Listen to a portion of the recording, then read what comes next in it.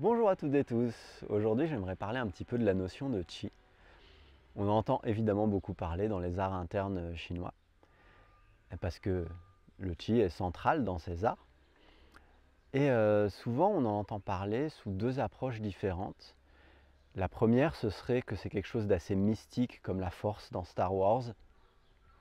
Et ça donne lieu à des pratiques vachement basées sur l'imagination, la visualisation.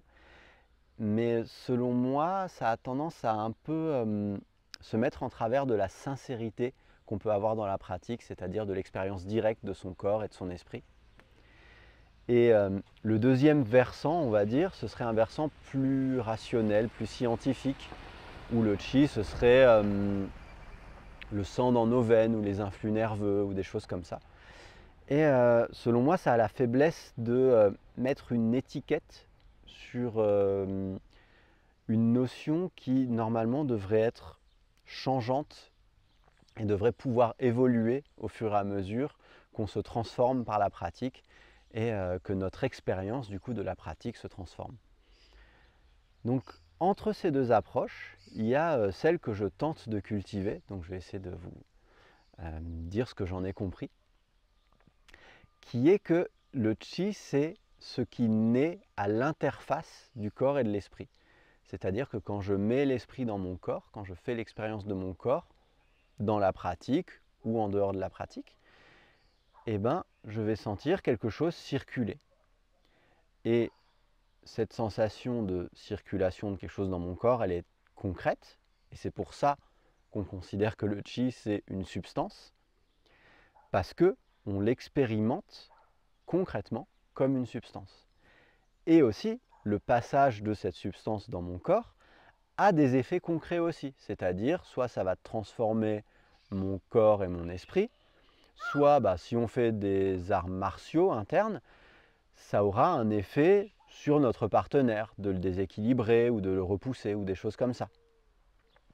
Ce qui ne veut pas dire, par exemple dans le cas des arts martiaux, que j'envoie mon qi dans mon partenaire ou que c'est une force mystérieuse qui va le repousser. C'est juste que la circulation du qi à l'intérieur de mon propre corps réorganise mes tissus de telle manière à ce que l'autre personne soit déséquilibrée ou déstabilisée.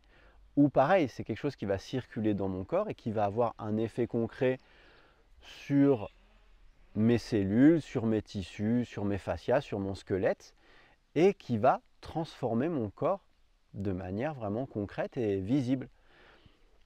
Donc c'est pour ça qu'on considère que le qi c'est une substance, parce qu'on en fait l'expérience de manière très claire, et aussi que ça a des effets concrets sur la matière. Et pour moi, cette approche-là, c'est vraiment l'approche qui permet d'avoir le plus de profondeur possible, parce que le plus de sincérité possible dans la pratique.